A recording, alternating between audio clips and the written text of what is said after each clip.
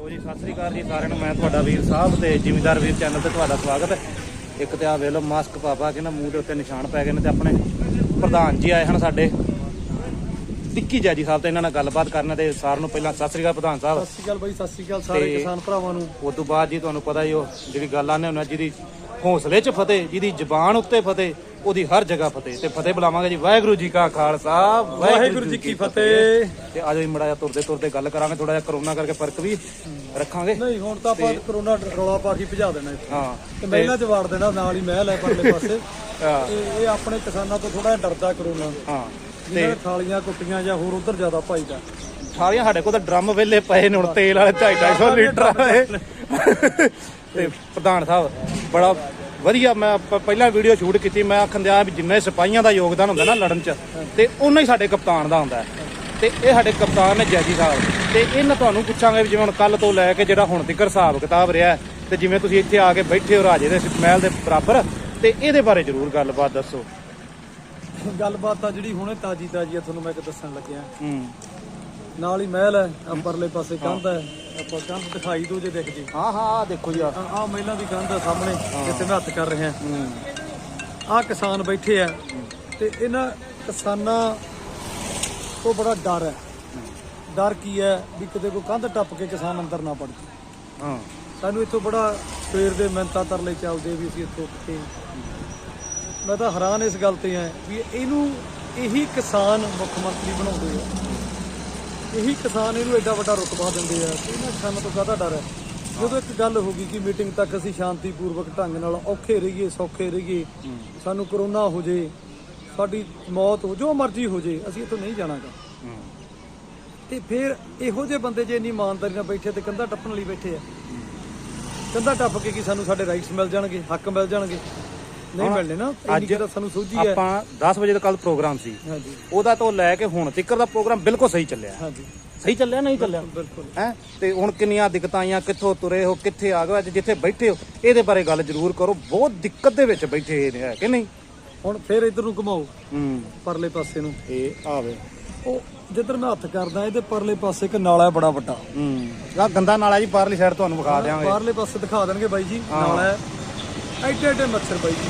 ਹਾਂ ਤੜਫਾ ਤੇ ਗੱਲ ਕਿਸਾਨ ਬਸ ਮੈਂ ਇੱਕੋ ਹੀ ਗੱਲ ਕਹਿ ਕੇ ਉਹਨਾਂ ਨੂੰ ਰਾਤ ਨੂੰ ਉਹਨਾਂ ਨੂੰ ਹੌਸਲਾ ਦਿੱਤਾ ਵੀ ਯਾਰ ਡੰਡਿਆਂ ਨਾਲੋਂ ਤਾਂ ਮੱਛਰ ਚੰਗਿਆ ਤੇ ਇਹਨਾਂ ਨੂੰ ਵੱਢ ਲੈਣ ਤੋਂ। ਜੇ ਕਿਸੇ ਦਾ ਕੋਈ ਨੁਕਸਾਨ ਹੋ ਜਾਂਦਾ ਉਹਦੇ ਨਾਲ ਤਾਂ ਯਾਰ ਮੱਛਰ ਚੰਗਿਆ ਵੱਢ ਲੈਣ ਤੋਂ ਕੋਈ ਫਰਕ ਨਹੀਂ ਪੈਂਦਾ। ਜਿੰਨੇ ਤੁਹਾਨੂੰ ਤਸੀਹੇ ਮਿਲਣਗੇ ਉਹਨੇ ਤੁਸੀਂ ਤਾਕਤਵਰ ਬਣੋਗੇ। ਤੇ ਜਿਵੇਂ ਹੁਣ ਪਟਿਆਲੇ ਦੇ ਰਾਜੇ ਦੇ ਸ਼ਹਿਰ ਚ ਆਏ ਹੋ ਹੈ ਬੜਾ ਕੁਝ ਆਂਦੇ ਨੇ ਰੋਇਲ ਸਿਟੀ ਦੇ ਪਲਾਣਾ ਤੇ ਟਮਕਾਣਾ ਨਰਕ ਤੋਂ ਬੜਾ ਟਾਈਮ ਹੈ ਕਿ ਨਹੀਂ ਜੀ। ਆ ਤੁਸੀਂ ਸਫਾਈ ਦੇਖ ਲਓ ਪਹਿਲਾਂ ਘੁਮਾ ਲਓ ਹੋਰ ਘੁਮਾ ਲਓ ਉਹ ਚਲੋ ਜੀ ਬੈਕ ਕੈਮਰੇ ਤੋਂ ਤੁਹਾਨੂੰ ਵਿਖਾਣ ਦਏ ਆ। ਪਾਰਕ ਦੇਖ ਲਓ ਆ ਗੰਦਗੀ ਦੇਖ ਲਓ ਮੈਂ ਤਾਂ ਹੈਰਾਨ ਹੈ। ਆ ਬੈਕ ਸਾਈਡ ਹੈ ਤੇ ਫਰੰਟ ਇੰਨਾ ਸੋਹਣਾ ਤੇ ਬੈਕ ਐਡੀ ਗੰਦੀ ਤੇ ਅੱਜ ਇਹਨਾਂ ਨੂੰ ਫਿਕਰ ਪੈ ਗਿਆ ਵੀ ਅੱਜ ਕੋਈ ਅੰਦਰ ਕੁਛ ਇਹੋ ਜਿਹਾ ਨਾ ਹੋ ਜੇ। ਚਿੰਤਤ ਹੋਏ ਪਏ ਆ ਪਰ ਹੌਸਲੇ ਸਾਡੇ ਕਿਸਾਨਾਂ ਦੇ ਬੁਲੰਦ ਹੈ। ਸਾਡੇ ਕਿਸਾਨਾਂ ਦੇ ਹੌਸਲੇ ਪੂਰੇ ਬੁਲੰਦ ਹੈ ਡਟੇ ਵੀ ਹੈ। 4 ਤਰੀਕ ਦਾ ਮੀਟਿੰਗ ਹੈ ਜਾਂ ਲੋਲੀਪੌਪ ਹੈ ਜਾ ਕੇ ਪਤਾ ਲੱਗੂਗਾ। ਪਰ ਅਸੀਂ ਇੱਕ ਵਾਰੀ ਫੇਰ ਇਹਨਾਂ ਤੇ ਯਕੀਨ ਕਰ ਰਹੇ ਹਾਂ ਪਰ ਅਸੀਂ ਘਰ ਨਹੀਂ ਮੁੜ ਰਹੇ। ਪਰੇਸ਼ਾਨੀ ਕਿਸ ਗੱਲ ਦੀ ਹੈ ਕਿ ਜਿਹੜੇ ਬੰਦਿਆਂ ਨੂੰ ਕਰੋਨਾ ਹੋ ਜਾਂਦਾ ਹੈ ਕਰੋਨਾ ਪੀੜਤ ਹੋ ਜਾਂਦੇ ਉਹਨਾਂ ਲਈ ਤਾਂ ਸਰਕਾਰ ਚਿੰਤਤ ਹੈ ਤੇ ਇੱਥੇ ਅਸੀਂ ਹਜ਼ਾਰਾਂ ਕਿਸਾਨ ਬੈਠਾ ਹੈ ਤੇ ਸਾਡੇ ਲਈ ਚਿੰਤਤ ਨਹੀਂ। ਅਸੀਂ ਕੱਲ ਰਾਤ ਟਰੈਕਟਰ ਪਿੱਛੇ ਕੀਤੇ ਮੀਟਿੰਗ ਦਾ ਟਾਈਮ ਅਰਜੈਂਟ ਕਾਲ ਕਰਕੇ ਦਿੰਦੇ ਤੇ ਕਿਸਾਨ ਆਪਦੇ ਘਰੇ ਜਾਂਦੇ ਤੇ ਇਹਨਾਂ ਦੀਆਂ ਵੀ ਜ਼ਿੰਦਗੀਆਂ ਬਚ ਜਾਂਦੀਆਂ। ਕੋਈ ਨਹੀਂ ਜਿਹਦੀ ਜਿਹੜਾ ਮੌਤ ਦੇ ਮੂੰਹ ਨੂੰ ਜਾਂਦਾ ਤੇ ਉਹਨੂੰ ਬਚਾਉਣ ਦੀ ਕੋਸ਼ਿਸ਼ ਕਰਦੇ ਆ ਸਿਰਫ ਇੱਕ ਡਰਾਮੇ ਦੇ ਵਜੋਂ। ਕੋਈ ਉਹ ਨਹੀਂ ਪਤਾ ਹੈ ਕਿ ਇੱਥੇ ਕੋਈ ਪੈਸੇ ਮਿਲਦੇ ਹੋਣੇ ਇਹਨਾਂ ਨੂੰ ਜਾਂ ਹੋਰ ਕੋਈ ਹੋਣਾ ਯਾਰ ਜਿਹੜਾ ਕਾਰਨ ਜਿਹੜਾ ਮਰਨ ਤੋਂ ਪਹਿਲੇ ਕਿਉਂ ਨਹੀਂ ਪਾਏ ਕਰਦੇ। ਆ ਹਜ਼ਾਰਾਂ ਕਿਸਾਨ ਇਕੱਠਾ ਬੈਠਾ ਇਹਨੂੰ ਬਚਾਉਣ ਦੀ ਕੋਸ਼ਿਸ਼ ਕਿਉਂ ਨਹੀਂ ਕਰ ਰਹੀ ਸਰਕਾਰ। ਕਿਉਂਕਿ ਜੇ ਇਹਨਾਂ ਨੂੰ ਕਰੋਨਾ ਹੋਊਗਾ ਤਾਂ ਸਰਕਾਰ ਨੂੰ ਕੋਈ ਫੰਡ ਮਿਲੂਗਾ ਤਾਂ ਕੋਈ ਹਿੱਸਾਪੱਤੀ ਹੋਊਗੀ ਪਤਾ ਨਹੀਂ ਕੀ ਆ ਕੋਈ ਪਤਾ ਨਹੀਂ ਕਿੱਥੋਂ ਰੁਪਈਏ ਆਉਂਦੇ ਆ। ਪਰ ਉਹਦੀ ਰੋਕਥਾਮ ਪਹਿਲਾਂ ਕਰਨ ਦੇ ਲਈ ਜਿਹੜੇ ਸਾਡੇ ਵਾਲਾ ਅਰਜੈਂਟ ਕੰਮ ਸੀ ਮੀਟਿੰਗ ਬੁਲਾ ਕੇ ਤੇ ਅੱਜ ਵਿਹਲੇ ਕਰ ਦਿੰਦੇ ਸਾਨੂੰ। ਇਹਨਾਂ ਨੂੰ ਕੀ ਸੀ ਵੀ ਇਹ 4 ਦਿਨਾਂ ਥੱਕ ਜਾਣਗੇ। ਵੱਡੀ ਗੱਲ ਤਾਂ ਇਹ ਹੀ ਹੈ ਕਿਸਾਨ ਅੱਕ ਜਾਣਗੇ ਤੇ ਕਿਸਾਨ ਟੁੱਟ ਜਾਣਗੇ ਤੇ ਨਹੀਂ ਅਸੀਂ ਬੜੇ ਸਿਆਣੇ ਆ ਸਾਨੂੰ ਜਿੰਨੇ ਬੰਦਿਆਂ ਦੀ ਲੋੜ ਆ ਅਸੀਂ ਉਹਨੇ ਰੱਖੇ ਆ ਤੇ ਬਾਕੀ ਮੈਂ ਕਿਹਾ ਤੁਸੀਂ ਆਪਦੀ ਫਸਲਬਾੜੀ ਸੰਭੋ ਜਾ ਕੇ ਤੇ 4 ਤਰੀਕ ਨੂੰ ਫੇਰ ਆ ਜਿਓ। ਅਸੀਂ ਵੀ ਸਕੀਮ ਲਾ ਰਹੇ ਆ ਇਸ ਲਈ ਮੇਰੇ ਵੀਰੋ ਹੌਸਲੇ ਬੁਲੰਦ ਹੈ। ਸਾਰੇ ਮੇਰੇ ਵੀਰਾਂ ਨੂੰ ਤੁਹਾਡੇ ਹੱਕ ਲਏ ਬਿਨਾਂ ਅਸੀਂ ਵਾਪਸ ਨਹੀਂ ਜਾਣਾ। ਜਿਹੜਾ ਕਿਸਾਨ ਹੁਣ ਵੀ ਘਰੇ ਬੈਠਾ ਜਾਂ ਸੁੱਤਾ ਪਿਆ ਯਾਰ ਉੱਠ ਖੜੋ ਬਹੁਤ ਲੇਟ ਹੋ। ਇਹ ਤਾਂ ਗੱਲ ਸਹੀ ਹੈ। ਬਹੁਤ ਲੇਟ ਹੋ। ਹੁਣ ਇਸ ਤੋਂ ਬਾਅਦ ਜੇ ਤੁਸੀਂ ਸੋਚੋ ਵੀ ਤੁਹਾਨੂੰ ਇਨਸਾਫ ਮਿਲ ਜੂਗਾ ਜਾਂ ਇਹ ਕਿਸਾਨ ਲੜ ਰਹੇ ਆ ਤੇ ਤੁਹਾਡੇ ਹੱਕ ਮਿਲ ਜਾਣਗੇ, ਉਹ ਗਲਤਫਹਿਮੀ ਚ ਨਾ ਰਹੋ, ਗਲਤਫਹਿਮੀ ਚ ਨਾ ਰਹੋ। ਹੁਣ ਜਿਵੇਂ 4 ਤਰੀਕ ਦਾ ਟਾਈਮ ਦਿੱਤਾ ਜੇ ਨਾ ਮੀਟਿੰਗ ਦਾ ਹੈ, ਇਹਨਾਂ ਦੇ ਭਾਅ ਦੀ ਤੇ ਇੱਕ ਡੇਟ ਹੈ। ਨਹੀਂ, ਮੈਂ ਤੁਹਾਨੂੰ ਬਾਈ ਜੀ ਇੱਕ ਗੱਲ ਦੱਸਦਾ, 4 ਤਰੀਕ ਨੂੰ ਸਾਡੇ ਹੱਕ ਦੇ ਵਿੱਚ ਫੈਸਲਾ ਤਾਂ ਹੋਊਗਾ ਜਿੰਨੇ ਕਿਸਾਨ ਪਹਿਲਾਂ ਆਏ ਸੀ ਤੇ ਜੇ ਉਦੋਂ ਦੁੱਗਣੇ ਇੱਥੇ ਇਕੱਠੇ ਹੋ ਜਾਣਗੇ। CID ਦੀ ਕੱਲੀ ਰਿਪੋਰਟ ਜਾ ਰਹੀ ਹੈ, ਕੱਲਾ ਟਰੈਕਟਰ ਜੇ ਇੱਥੋਂ ਨਿਕਲਦਾ ਉਹ ਵੀ ਪਤਾ ਲੱਗ ਰਿਹਾ, ਕਿਹੜਾ ਆ ਰਿਹਾ ਉਹ ਵੀ ਪਤਾ ਲੱਗ ਰਿਹਾ। ਮੈਂ ਤਾਂ ਕਹਿੰਦਾ ਜੇ ਇੱਕ ਵਾਪਸ ਜਾਂਦਾ ਤੇ 4 ਇੱਥੇ ਹੋਰ ਡਿੱਗ ਪਓ ਯਾਰ। ਜਿਹੜੇ ਘਰੇ ਤੁਹਾਡੇ ਟਰੈਕਟਰ ਖੜੇ ਆ ਕੋਈ ਫਾਇਦਾ ਨਹੀਂ। ਕੱਲ ਜੇ ਸਾਡੇ ਸ਼ੇਰ ਸਾਡੇ ਨਾਲ ਨਾ ਹੁੰਦੇ ਤਾਂ ਸਾਡੀ ਜਿਹੜੀ ਇਹ ਜਿੱਤ ਨਹੀਂ ਹੋਣੀ ਸੀ। ਇਹ ਬੱਬਰ ਸ਼ੇਰ ਹੁਣ ਘਰੇ ਖੜੇ ਕਰਨ ਲਈ ਇਹਨਾਂ ਨੂੰ ਤੁਸੀਂ ਆ ਸਾਡੇ ਬਾਈ ਹੁਣੇ ਪਹੁੰਚਿਆ ਪਰਲੇ ਮੋਰਚੇ ਤੋਂ ਇੱਧਰ, ਤੇ ਬੜਾ ਡੱਬ ਵਾਲੀ ਰੋਡ ਆ ਬਾਈ ਹੁਣਾਂ ਦੀ, ਇਹਨਾਂ ਦੇ ਨਾਲ ਵੀ ਬੜਾ ਵੱਡਾ ਦੁਖਾਂਤ ਹੈ। ਨੇੜੇ ਆ ਜੋ ਬਾਈ ਜੀ, ਕਈ ਵਾਰੀ ਹੋ ਜਾਂਦੀ ਹੈ ਗੱਲ।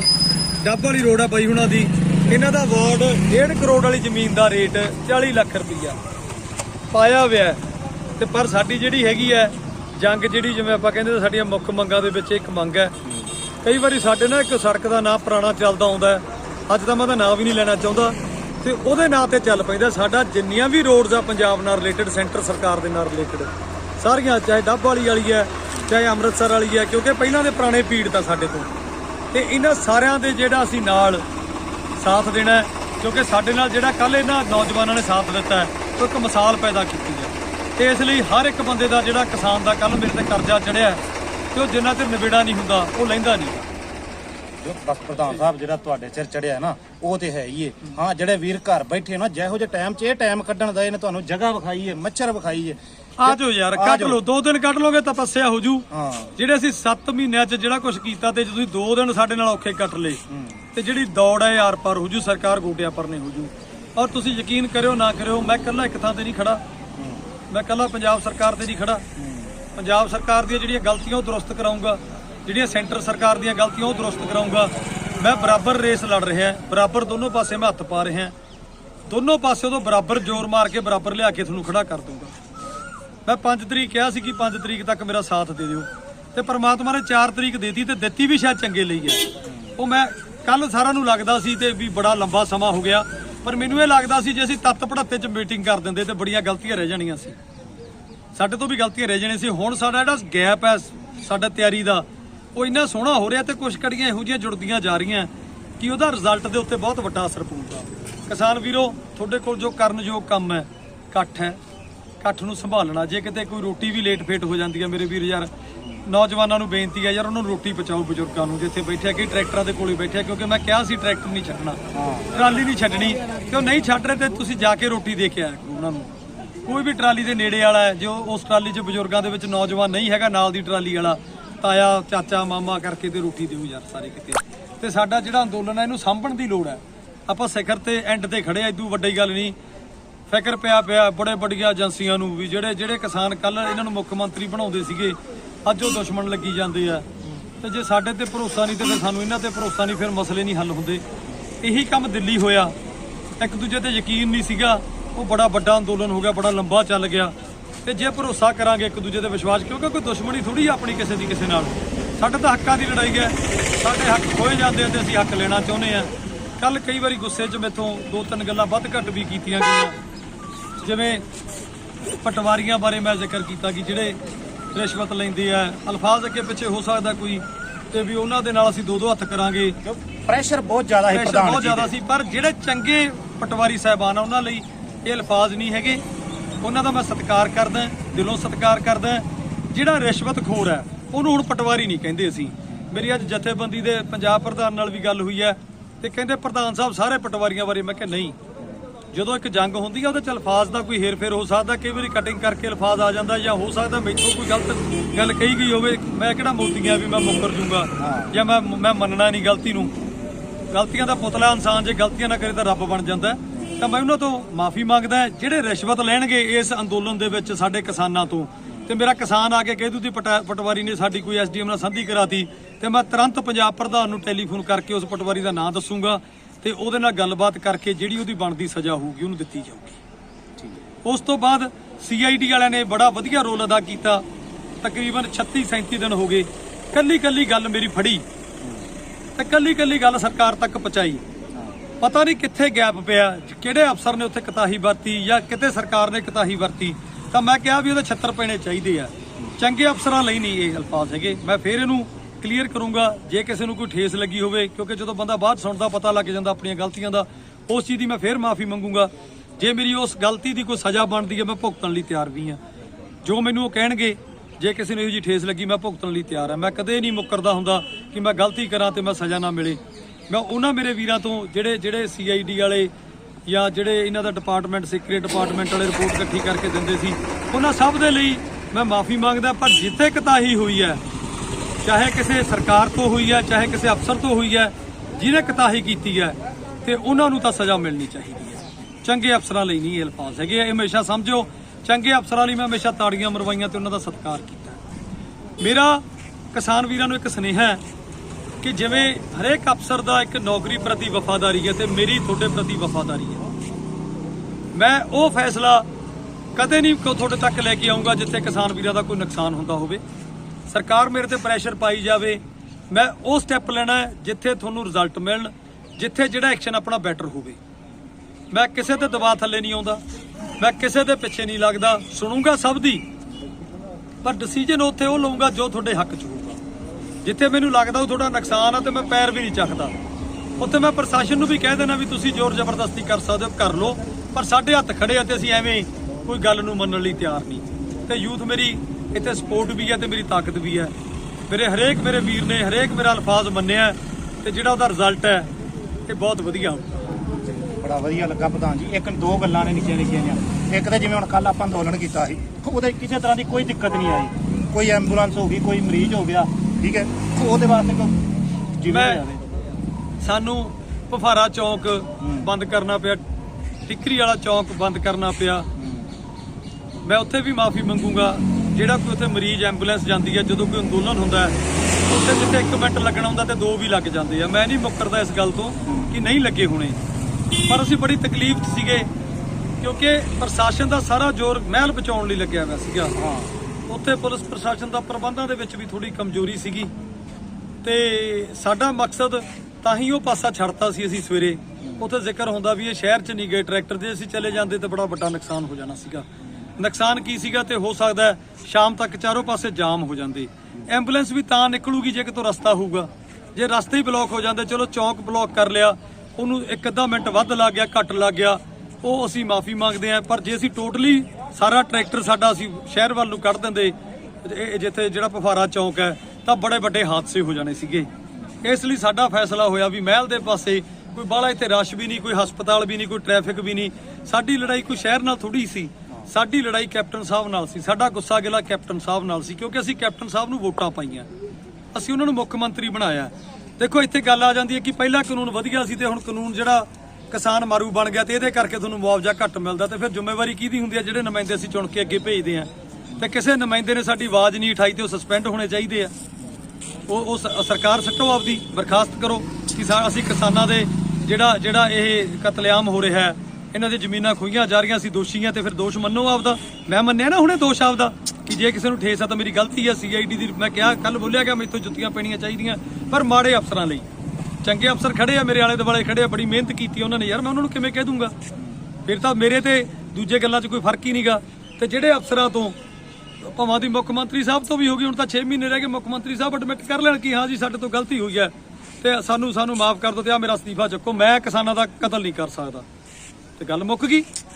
ਸਾਡਾ ਫਿਰ ਉਹੀ ਸਤਿਕਾਰ, ਅਸੀਂ ਫਿਰ ਉਹਨਾਂ ਨੂੰ 6 ਮਹੀਨੇ ਬਾਅਦ ਫਿਰ CM ਬਣਾਵਾਂਗੇ। ਪਰ ਹੁਣ ਨਹੀਂ। ਦੇਖੋ ਜੇ ਤੁਸੀਂ ਗਲਤੀ ਕੀਤੀ ਤੇ ਮੰਨਣੀ ਵੀ ਨਹੀਂ ਤੇ ਜ਼ਬਰਦਸਤੀ ਜਿਵੇਂ ਨਾਕੇ ਲਾਤੇ। CM ਸਾਹਿਬ ਮੈਂ ਇੱਕ ਬੇਨਤੀ ਕਰੂੰਗਾ, ਇਹਨਾਂ ਦੇ ਵਿੱਚੋਂ ਅੱਧੇ ਮੇਰੇ ਵੀਰਾਂ ਨੇ ਤੁਹਾਨੂੰ ਵੋਟਾਂ ਪਾਈਆਂ ਹੋਣੀਆਂ, ਜਿੱਦਾਂ ਦੇ ਬਦੌਲਤ ਤੁਹਾਡੇ MLA ਮੰਤਰੀ ਬਣੇ ਹੋਣਗੇ ਤੇ ਜਿੱਤ ਕੇ ਤੁਸੀਂ ਐਡੀ ਵੱਡੀ ਕੁਰਸੀ ਤੇ ਬੈਠੇ ਹੋਵੋਗੇ। ਤੇ ਜੇ ਤੁਹਾਡੀ ਜਗ੍ਹਾ ਮੇਰੇ ਇਹਨਾਂ ਵੀਰਾਂ ਚੋਂ ਕੋਈ ਵੀ ਹੁੰਦਾ ਤੇ ਮਹਿਲ ਦਾ ਦਰਵਾਜ਼ਾ ਖੋਲ ਦਿੰਦਾ ਤੇ ਕਹਿੰਦਾ ਯਾਰ ਮੇਰੇ ਕਿਸਾਨ ਮੇਰੇ ਕੋਲ ਚੱਲ ਕੇ ਆਏ ਆ, ਇਹ ਕੋਈ ਰਾਖਸ਼ ਨਹੀਂ, ਇਹ ਕੋਈ ਟੈਰਰਿਸਟ ਨਹੀਂ ਗੇ, ਤੇ ਇਹਨਾਂ ਦਾ ਯਾਰ ਇੱਥੇ ਸਤਿਕਾਰ ਕਰੋ। ਅੱਜ ਮੈਂ ਕਿਸੇ ਮੇਰੇ ਵੀਰ ਦੇ ਘਰੇ ਰੋਟੀ ਖਾਣ ਗਿਆ, ਬਹੁਤ ਛੋਟੀ ਗੱਲ ਹੈ ਤੇ ਬੜੀ ਵੱਡੀ ਹੈ, ਸੁਣਾਉਣੀ ਪਊਗੀ। ਮੇਰਾ ਰਿਸ਼ਤੇਦਾਰ ਨਹੀਂ ਸੀ, ਰਿਸ਼ਤੇਦਾਰ ਵੀ ਡਰਨ ਲੱਗ ਜਾਂਦੇ ਕਰੋਨਾ ਦੇ ਟਾਈਮ ਤੇ। ਉਹ ਇੱਕ ਹਿੰਦੂ ਪਰਿਵਾਰ ਸੀ, ਅੰਦੋਲਨ ਨੂੰ ਦੇਖ ਕੇ ਸਾਡੇ ਕੋਲੇ ਆਉਣ ਲੱਗ ਗਿਆ ਤੇ ਤਕਰੀਬਨ 35-36 ਦਿਨਾਂ ਤੋਂ ਮਗਰ ਪਿਆ ਹੋਇਆ ਸੀ ਵੀ ਰੋਟੀ ਖਾ ਕੇ ਜਾਓ, ਰੋਟੀ ਖਾ ਕੇ ਜਾਓ। ਢਿੱਡ ਵੀ ਮੇਰਾ ਬੜਾ ਵੱਡਾ ਕਰਤਾ ਤੇ ਹੁਣ ਜਗ੍ਹਾ ਘੁੱਟ ਵੀ ਪਾਣੀ ਪੀਣ ਦੀ ਨਹੀਂ। ਉੱਥੇ ਕਿਤੇ ਮੇਰੇ ਵੀਰ ਲਵਪ੍ਰੀਤ ਨਾਲ ਮੇਰੀ ਟੈਲੀਫੋਨ ਤੇ ਗੱਲ ਹੋਈ ਤੇ ਮੈਨੂੰ ਕਹਿੰਦਾ ਬਾਈ ਜੀ ਕਿੰਨਾ ਕੁ ਟਾਈਮ ਲੱਗੂਗਾ। ਮੈਂ ਕਿਹਾ ਟਾਈਮ ਤਾਂ ਥੋੜਾ ਜਿਹਾ ਲੱਗ ਜੂ ਯਾਰ, ਬੜੇ ਪ੍ਰੇਮ ਨਾਲ ਬੁਲਾਇਆ ਤੇ ਜਿਹੜਾ ਕੁਛ ਇਹਨਾਂ ਨੇ ਪਲੇਟ 'ਚ ਪਾਇਆ ਮੈਂ ਖਾ ਕੇ ਆਉਂਗਾ। ਕਹਿੰਦਾ ਮਹਾਰਾਣੀ ਸਾਹਿਬ ਨੇ ਚਾਹ ਭੇਜੀ ਆ, ਫਿਰ ਅਸੀਂ ਤੁਹਾਨੂੰ ਉਡੀਕ ਲਈਏ। ਮੇਰੀ ਹਾਸੀ ਨਿਕਲ ਗਈ, ਮੇਰੀ ਹਾਸੀ ਕੀ ਨਿਕਲ ਗਈ। ਮੈਂ ਕਿਹਾ ਜੇ ਮਹਾਰਾਣੀ ਸਾਹਿਬ ਚਾਹ ਭੇਜ ਦਿੰਦੇ ਤੇ ਸਾਨੂੰ ਸੜਕਾਂ ਤੇ ਰੋਣ ਦੀ ਲੋੜ ਨਹੀਂ ਸੀ। ਨਹੀਂ, ਮੈਂ ਸੱਚੀ ਗੱਲ ਦੱਸਦਾ। ਤੇ ਜੇ ਸਾਡੇ ਲੀਡਰਾਂ ਦੇ ਵਿੱਚ ਇਹ ਭਾਵਨਾ ਆ ਜੇ, ਇਹ ਭਾਵਨਾ ਆ ਜੇ, ਸਾਡੇ ਲੋਕ ਤਾਂ ਬੜੇ ਭੋਲੇ ਆ। ਜੇ ਮਹਾਰਾਣੀ ਸਾਹਿਬ ਐਡੀ ਵੱਡੀ ਤੁਸੀਂ ਕੁਰਬਾਨੀ ਕਰ ਦੋ, ਇਹਨਾਂ ਕਿਸਾਨਾਂ ਲਈ ਤੁਸੀਂ ਚਾਹ ਆਪਦੇ ਹੱਥੀ ਲੈ ਕੇ ਆ ਜਾਓ, ਤੇ ਹੱਕ ਤਾਂ ਅਸੀਂ ਲੈ ਲੈਣੇ ਆ, ਅਸੀਂ ਨਹੀਂ ਕਹਿੰਦੇ, ਪਰ ਬਤੌਰ ਕਿਸਾਨ ਦੀ ਧੀ ਤੁਸੀਂ ਸਾਡੇ 'ਚ ਆ ਕੇ ਖੜੇ ਹੋ ਜਾਂਦੇ, ਸ਼ਾਇਦ ਜਿਹੜਾ ਕੁਝ ਹੋਇਆ ਨਹੀਂ ਹੋਣਾ ਸੀ। ਕੱਲ ਮੁਲਾਜ਼ਮ ਵੀ ਸਾਡੇ ਤੋਂ ਹੇਠ ਉੱਤੇ ਕੋਈ ਜ਼ਖਮੀ ਹੋ ਗਿਆ, ਕੋਈ ਬੈਰੀਕੇਡ ਦੇ ਨਾਲ ਹੋ ਗਿਆ, ਕੋਈ ਹੋਰ ਹੋ ਗਿਆ। ਸਾਡੇ ਕਿਸਾਨ ਵੀ, ਆ ਮੇਰਾ ਭਰਾ ਖੜਾ ਇੱਥੇ ਨੇੜੇ ਜੇ ਖੜਾ ਸੀ, ਉਹਦੇ ਵੀ ਸੋਟੀਆਂ ਵੱਜੀਆਂ, ਨਿਸ਼ਾਨ ਪਏ ਆ ਸੀਗੇ ਮੇਰਾ ਬਾਈ ਜੀ। ਤੇ ਇਹਨਾਂ ਨੇ ਮੈਨੂੰ ਦੱਸਿਆ ਨਹੀਂਗਾ, ਤੁਸੀਂ ਦੇਖੋ ਮੈਨੂੰ ਕਿਸੇ ਨੇ ਨਹੀਂ ਦੱਸਿਆ ਕਿ ਮੇਰੇ ਡਾਂਗ ਵੱਜੀ ਆ। ਯਾਰ ਮੈਂ ਤਾਂ ਧੰਨ ਮੰਨਦਾ ਮੇਰੇ ਭਰਾਵਾਂ ਨੂੰ, ਪਤਾ ਮੈਨੂੰ ਸਭ ਦਾ, ਕੱਲੇ ਦਾ ਪਤਾ, ਪਰ ਮੈਨੂੰ ਆ ਕੇ ਯਾਰ ਕਿਸੇ ਨੇ ਲਾਂਭਾ ਨਹੀਂ ਦਿੱਤਾ ਵੀ ਪ੍ਰਧਾਨ ਆ ਸਾਡੇ ਡਾਂਗ ਵੱਜਿਆ ਵੇਖ ਲੈ ਯਾਰ। ਤੇ ਪੁਲਿਸ ਵਾਲੇ ਨੇ ਯਾਰ ਜਾ ਕੇ ਦਵਾ ਪੈ ਗਏ ਉੱਥੇ ਤੇ ਐਡਮਿਟ ਹੋ ਗਏ। ਮੈਂ ਕੋਸ਼ਿਸ਼ ਕੀਤੀ ਤੇ ਕਹਿੰਦੇ ਨਹੀਂ ਯਾਰ ਕੋਈ ਗੱਲ ਨਹੀਂ, ਅੰਦੋਲਨਾਂ ਦੇ ਵਿੱਚ ਹੁੰਦਾ ਹੈ। ਕਹਿੰਦੇ ਜਿਹਦੇ ਡਾਂਗ ਵੱਜੀ ਆ ਸਮਝ ਲਓ ਉਹਦਾ ਅੰਦੋਲਨ ਦੇ ਵਿੱਚ ਇੱਕ ਨਾਂ ਲਿਖਿਆ ਜਾਣਾ। ਤੇ ਮੈਂ ਬੇਨਤੀ ਕਰੂੰਗਾ ਮੈਨੂੰ ਜਿਹਦੇ ਵੀ ਮੇਰੇ ਵੀਰ ਦੇ ਕਿਤੇ ਮਾੜਾ ਮੋਟਾ ਕੋਈ ਇਹੋ ਜਿਹੀ ਗੱਲ ਹੋਈ ਆ, ਮੈਨੂੰ ਮਿਲ ਕੇ ਜ਼ਰੂਰ ਜਾਓ ਕੱਲੇ, ਕਿਉਂਕਿ ਮੇਰੇ ਜਿਹੜਾ ਐਕਸਰੇ, ਜਿਹੜੀ ਅੱਖਾਂ ਮੇਰੀ ਐਕਸਰੇ ਮਸ਼ੀਨ ਹੈ, ਮੈਂ ਆਪਣੇ ਜ਼ਿਹਨ ਦੇ ਵਿੱਚ ਉਹ ਨਿਸ਼ਾਨ ਦੇਖਣਾ ਚਾਹੁੰਦਾ। ਤੇ ਮੈਂ ਚਾਹੁੰਦਾ ਕਿ ਸਰਕਾਰਾਂ ਨੂੰ ਇਸ ਚੀਜ਼ ਦਾ ਦਰਦ ਮਹਿਸੂਸ ਜ਼ਰੂਰ ਹੋਵੇ ਕਿ ਨਹੀਂ ਯਾਰ ਇਹ ਕਿਸਾਨ ਕ੍ਰਿਮੀਨਲ ਨਹੀਂ ਹੈਗੇ। ਕ੍ਰਿਮੀਨਲ ਕਿਵੇਂ ਹੁੰਦੇ ਆ ਕਿ ਕਈ ਚੀਜ਼ਾਂ ਇਹੋ ਜਿਹੀਆਂ ਹੋ ਜਾਂਦੀਆਂ, ਸਾਡੀਆਂ ਜ਼ਮੀਨਾਂ ਜਾਂਦੀਆਂ। ਯਾਰ ਸਾਡਾ ਕੋਈ ਪੁਲਿਸ ਮੁਲਾਜ਼ਮਾਂ ਨਾਲ ਕੋਈ ਦੁਸ਼ਮਣੀ, ਸਾਡੀ ਕੈਪਟਨ ਸਾਹਿਬ ਨਾਲ ਦੁਸ਼ਮਣੀ, ਅਸੀਂ ਤਾਂ ਉਹਦੇ ਹੱਕ ਮੰਗਣ ਆਏ ਸੀ। 15 ਦਿਨ ਪਹਿਲਾਂ ਸੁਨੇਹਾ ਦਿੱਤਾ ਵੀ ਅਸੀਂ ਭਾਈ ਕਰਾਂਗੇ। ਜਿਹੜੀ ਮੀਟਿੰਗ ਸਾਨੂੰ ਹੁਣ ਦਿੱਤੀ ਹੈ ਤੇ 15 ਦਿਨ ਪਹਿਲਾਂ ਦੇ ਦਿੰਦੇ। ਕਿਉਂ ਸਾਡਾ ਲੱਖਾਂ ਦਾ ਨੁਕਸਾਨ ਹੁੰਦਾ? ਕਿਉਂ ਸਾਡੇ ਲੱਖਾਂ ਕਿਸਾਨ ਉੱਥੋਂ ਆਉਂਦੇ? ਕਿਉਂ ਮੇਰੇ ਕਿਸਾਨਾਂ ਦੇ ਡੰਡੇ ਪੈਂਦੇ? ਕਿਉਂ ਅਸੀਂ ਬੈਰੀਕੇਡ ਤੋੜਦੇ? ਸਾਡੇ ਮੁਲਾਜ਼ਮ ਭਰਾ ਹਸਪਤਾਲਾਂ 'ਚ ਜਾਂਦੇ। ਜੋ ਉਹਨਾਂ ਦੇ ਕਰਨਾ ਹੀ ਕਰ ਦਿੱਤਾ। ਜਿਹੜੇ ਹੁਣ ਜ਼ਿਮੀਂਦਾਰ ਨੇ ਆਪਣੇ ਘਰ ਬੈਠੇ, ਅੱਜ 1 ਤਰੀਕ ਹੋ ਗਈ ਏ, 4 ਤਰੀਕ 5 ਤਰੀਕ ਤੇ ਜਿਵੇਂ ਉਹਨਾਂ ਵਾਸਤੇ ਕੀ ਸੁਣਿਆ ਜੀ, 2 ਗੱਲਾਂ ਦੇ ਵਿੱਚ ਉਹ ਨਿਬੇੜ ਦਿਓ। ਸਬਰ ਕਰਨਾ ਪੈਣਾ, ਤੁਹਾਨੂੰ ਹੌਸਲਾ ਰੱਖਣਾ ਪੈਣਾ। ਜੇ ਘਰੇ ਮੁੜ ਜਾਓਗੇ ਤਾਕਤ ਅੱਧੀ ਰਹਿ ਜੂਗੀ। ਹਾਂ, ਨੁਕਸਾਨ ਬਹੁਤ ਵੱਡਾ ਹੋ ਜਾਊਗਾ। ਜਿੰਨੀ ਮਿਹਨਤ ਕੀਤੀ ਹੈ ਉਹਦੇ ਨੰਬਰ ਲੱਗਣੇ ਆ, ਹੁਣ ਉਹ ਤੁਸੀਂ ਲਵਾ ਸਕਦੇ ਹੋ। ਦੇਖੋ ਇੱਥੇ ਤੱਕ ਮੈਂ ਕੌਣ ਸੀਗਾ? ਮੇਰੇ ਚ ਕੀ ਜ਼ਰੂਰਤ ਸੀ? ਮੇਰੀ ਤੁਸੀਂ ਤਾਕਤ ਬਣ ਗਏ। ਜਦ ਮੈਂ ਇਕੱਲਾ ਟਰੈਕਟਰ ਤੇ ਬੈਠਾ ਸੀ, ਮੈਨੂੰ ਪਤਾ ਕੀ ਮਹਿਸੂਸ ਹੋ ਰਿਹਾ ਸੀ ਵੀ ਮੇਰੇ ਮਗਰ ਐਡੀ ਵੱਡੀ ਤਾਕਤ ਖੜੀ ਹੈ ਕਿ ਜੇ ਮੈਂ ਟਰੈਕਟਰ ਤੋਂ ਥੱਲੇ ਵੀ ਡਿੱਗ ਪਿਆ ਤੇ ਫਿਰ ਮੈਨੂੰ ਲੱਗਦਾ ਜਿਹੜਾ ਕਮਸਾਨ ਹੋਣਾ ਸੀ ਬੜਾ ਵੱਡਾ ਹੋਣਾ ਸੀ। ਅੱਜ ਤੁਹਾਡੇ ਵਿੱਚ ਖੜਾ, ਬੜੀਆਂ ਅਫਵਾਹਾਂ ਹੋਈਆਂ ਕਿ ਤੁਹਾਡਾ ਪ੍ਰਧਾਨ ਫੜ ਲਿਆ, ਤੁਹਾਡਾ ਪ੍ਰਧਾਨ ਅੰਦਰ ਹੋ ਗਿਆ ਜੀ। ਤੁਹਾਡੇ ਪ੍ਰਧਾਨ ਨੂੰ ਮਹਾਰਾਜ ਤੇ ਯਕੀਨ ਰੱਖਿਓ, ਜਿੰਨਾ ਚਿਰ ਪਰਮਾਤਮਾ ਆਪਣੇ ਨਾਲ ਹੈ ਕੋਈ ਤਾਕਤ ਨਹੀਂ ਆਪਾਂ ਨੂੰ ਫੜ ਸਕੇ। ਤੇ ਜਦੋਂ ਉਹਨੇ ਲੇਖਾ ਜੋਖਾ ਕਰਤਾ ਵੀ ਜਾਣਾ ਪੈਣਾ, ਤੇ ਮੈਨੂੰ ਲੱਗਦਾ ਨਹੀਂ ਵੀ ਐਡਾ ਨੇਰਗਰਦੀ ਹੋਊ ਵੀ ਇਮਾਨਦਾਰੀ ਦੀ ਲੜਾਈ ਦੇ ਵਿੱਚ ਇਹ ਸਾਡੇ ਨਾਲ ਇਹੋ ਜਿਹੀ ਧੱਕਾਸ਼ਾਹੀ ਕਰਨਗੇ। ਤੇ ਫਿਰ ਰੱਬ ਰਾਖਾ, ਤੇ ਜੇ ਜੇਲ੍ਹ ਹੋ ਵੀ ਗਈ ਤੇ ਜੇਲ੍ਹ ਤੋਂ ਜਦੋਂ ਬਾਹਰ ਨਿਕਲੂੰਗਾ, ਫਿਰ ਜਿਹੜਾ ਤੂਫਾਨ ਖੜਾ ਹੋਊਗਾ ਉਹ ਸਰਕਾਰਾਂ ਨੂੰ ਨੇਰੀ ਬਣਾ ਕੇ ਅੜਾ ਕੇ ਲੈ ਜੂ। ਸਮਝ ਨਹੀਂ ਆਉਣੀ ਵੀ ਤੂਫਾਨ ਕਿੱਧਰ ਗਏ। ਜਿਹੜੇ ਅਫਸਰ ਸਾਹਿਬਾਨ ਇਸ ਬੇਈਮਾਨ ਸਰਕਾਰ ਦੇ ਨਾਲ ਖੜ ਕੇ ਤੇ ਸਾਡੇ ਇਮਾਨਦਾਰ ਲੋਕਾਂ ਨਾਲ ਧੱਕਾ ਕਰਨਗੇ, ਤੇ ਉਹਨਾਂ ਦਾ ਜਿਵੇਂ ਕਹਿੰਦੇ ਨਹੀਂ ਹੁੰਦੇ ਅੱਖਾਂ 'ਚ ਨਿਗਾਹ 'ਚ ਰੱਖੂਗਾ ਵੀ ਤੁਸੀਂ ਉਸ ਵੇਲੇ ਝੂਠ ਦਾ ਸਹਾਰਾ ਲਿਆ ਸੀਗਾ। ਤੇ ਫਿਰ ਸਮਾਂ ਤਾਂ ਬਦਲ ਜਾਂਦਾ ਹੁੰਦਾ। ਕਹਿੰਦੇ ਤਕਦੀਰ ਬਦਲਣ ਲੱਗੇ ਸਮਾਂ ਨਹੀਂ ਲੱਗਦਾ, ਭਰੋਸਾ ਬਣਾਉਣ ਲੱਗੇ ਸਮਾਂ ਨਹੀਂ ਲੱਗਦਾ।